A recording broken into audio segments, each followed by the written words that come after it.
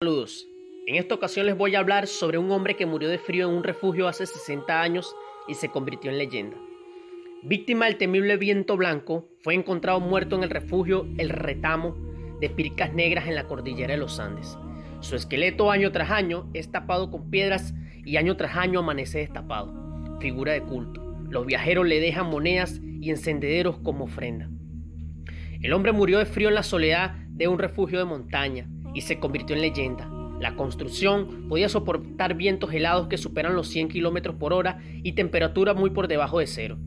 Pero el hombre expiró igual. Dentro del refugio lo encontraron congelado. Si no fuera porque la identidad del muerto todavía es un misterio, el suceso no habría sido nada extraordinario.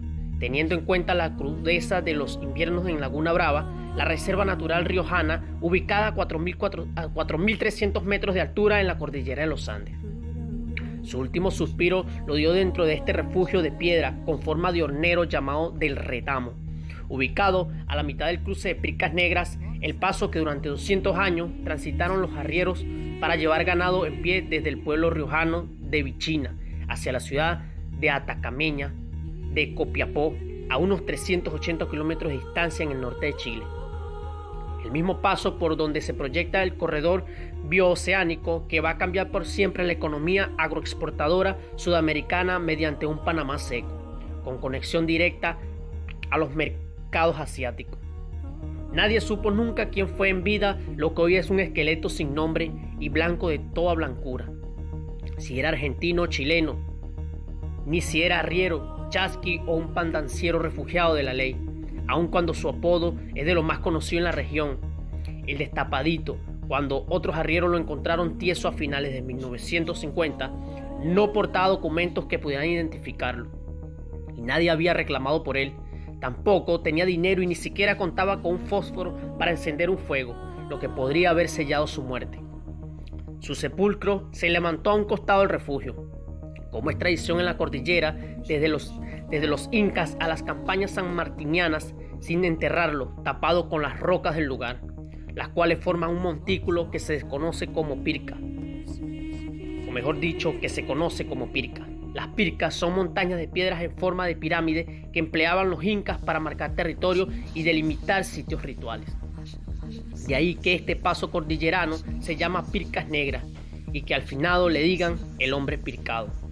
Sin embargo, como desde hace más de 70 años, su tumba amanece todas las primaveras descubierta. Sus huesos al sol, su cráneo mirando al cielo como gritando o riendo. Con el paso de cada invierno, su esqueleto, oculto bajo cientos de kilos de rocas filosas, queda expuesto al aire libre, incluso con las botas puestas. Este yace a un costado del refugio y se adivina mezclado entre monedas chilenas y argentinas, pedazos de leña, fósforos y encendederos que le ofrendan los visitantes, geólogos, ingenieros mineros y andinistas de todo el mundo. Es una especie de ritual donde se le pide dinero y salud. Una cruz señala el lugar con la inscripción que en paz descanse, destapado. Todo cuanto le arrojan a la tumba encuentra sentido en el hecho según el cual, si al finado no le hubieran faltado estos materiales en vida, probablemente no habría muerto, ya que este refugio está preparado para encender fuego en su interior y soportar temperaturas por debajo de los 20 grados bajo cero. Como si el haber muerto de frío lo hubiera dotado de un profundo rechazo por el abrigo. El cuerpo, que año tras año es tapado con un montículo de piedras, aparece desnudo apenas comienza la primavera. Los refugios de Mitre y Sarmiento. Los arrieros tardaban entre una semana y 10 días para cruzar la cordillera y llegar a Copiapó, dice Marcos Moreno, guía de turismo de Chilecito y conocedor de la región al detalle. Pasaban la noche en estos refugios donde tenían un corral de piedra para alojar al ganado. La mayoría de las bocas de ingreso a los refugios están mirando hacia el noroeste para aprovechar la luz y evitar el viento. Adentro se mantiene muy bien la temperatura, tiene un sistema de ventilación para hacer fuego y el humo sale por un tiraje en el techo. Están hechos con piedras del lugar y argamasa, una especie de adobe con cal y arena muy resistente. El proyecto para construir refugios de piedra en los pasos riojanos y sanjuaninos hacia Chile fue iniciado por el entonces presidente de la nación, Bartolomé Mitre, en 1862 y 1869, y concluido por su sucesor Domingo Sarmiento en el año 1868 y 1874. La mayoría de ellos siguen en pie, como parte de una estrategia geopolítica de afianzar el territorio nacional en la altura de los Andes y al mismo tiempo de garantizar el éxito de la exportación de ganado en pie hacia Chile. Se construyeron 14 refugios de piedra por el Camino de los Toros, lo que hoy se conoce como el Paso de Pircas Negras. Se emplazaron a 30 kilómetros uno al otro, aproximadamente, que es la distancia mínima que puede recorrer un arriero a pie junto con su hacienda. El diseño de estas construcciones, con solo un ingreso principal y un orificio de ventilación en su techo en forma de cúpula, se habría inspirado en las viviendas árabes o mongoles, sin que haya consenso sobre el punto. Si bien el dato nunca fue confirmado, su similitud con algunos refugios del norte de España correspondientes al periodo de la invasión árabe es muy similar. Aun cuando no hay certeza sobre el origen de su diseño, lo cierto es que las construcciones resultaron muy resistentes, casi indestructibles. Llevan 150 años en pie y han demostrado soportar el peso de la nieve, los temblores andinos, los vientos fuertísimos y las temperaturas extremas. Hubo un antecedente refugio en los pasos cordilleranos de la provincia de Mendoza, pero con una arquitectura distinta construida durante el principio del virreinato del Río de Plata, allá por 1780. Los refugios eran más pequeños y emplearon otros materiales como el ladrillo cocido. Se les conoció como los refugios del rey. En su libro Come Caballos, Reserva Laguna Brava, el escritor y andinista Jaime Suárez González cuenta cómo conoció los refugios riojanos, consultando por Facundo Di Genova. Dijo que pasó varias noches en ellos cuando estuvo en la reserva Laguna Brava, preparando su ascenso al volcán Veladero, y que su diseño tiene características únicas y originales.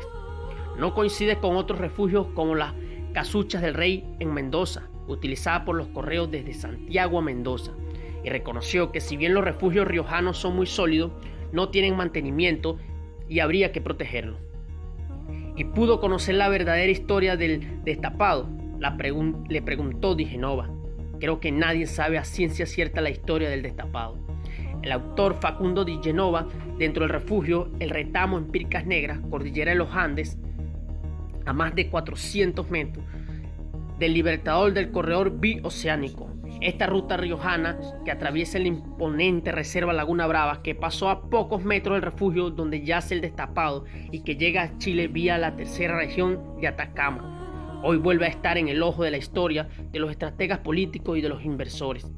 Lo que alguna vez fue un paso de arrieros que alimentaba las economías regionales y que en 1817 había sido la ruta empleada por el uruguayo Francisco Zelada y el riojano Nicolás Dávila para cruzar los Andes con 350 soldados, de acuerdo con el plan del genio táctico del general José de San Martín para confundir al enemigo y liberar Chile. Ahora parece recuperar su potencial para la emancipación económica, y no por el turismo ni por la actividad minera. Por este mismo trazado se proyecta el corredor bioceánico, que cuenta con la aprobación de los estados de Chile y la Argentina, y que planea construir una autopista por el paso de Pircas Negras, desde La Rioja hasta Copiapó, para que las producciones agroindustriales del norte argentino, pero también los de Brasil y Paraguay, puedan cruzar la cordillera y llegar a los mercados de Asia vía los puertos de Chile, obviando la salida por el océano Atlántico y los puertos de Rosario y Buenos Aires. De acuerdo con los estudios de factibilidad que elaboraron los gobiernos provinciales de Atacama y La Rioja en conjunto, se ahorrarían 12 días de navegación en el trayecto hacia China y se reduciría un 30% el costo del flete, además de duplicar las exportaciones por el colado de los puertos y la capacidad de carga de los barcos Chinamax. Lo llaman el Canal de Panamá seco, y al otro lado de la cordillera lo está esperando un megapuerto ecológico de aguas profundas, construidos con capitales brasileños llamado Copiapó, a orillas del Océano Pacífico y a pocos kilómetros de Copiapó, el famoso pueblo minero de los 33, en la tercera región de Atacama, y prendió a la magia de los caminos. La habladuría sostienen que el destapado era un chileno sin documentos, que estaba escapando de la justicia y quiso cruzar los Andes a pies. Pero el día de hoy no se sabe quién era ni qué dirección llevaba.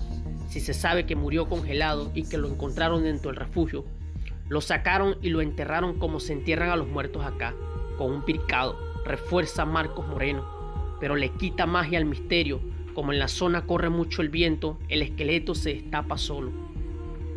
La última travesía de los arrieros riojanos fue en 1958.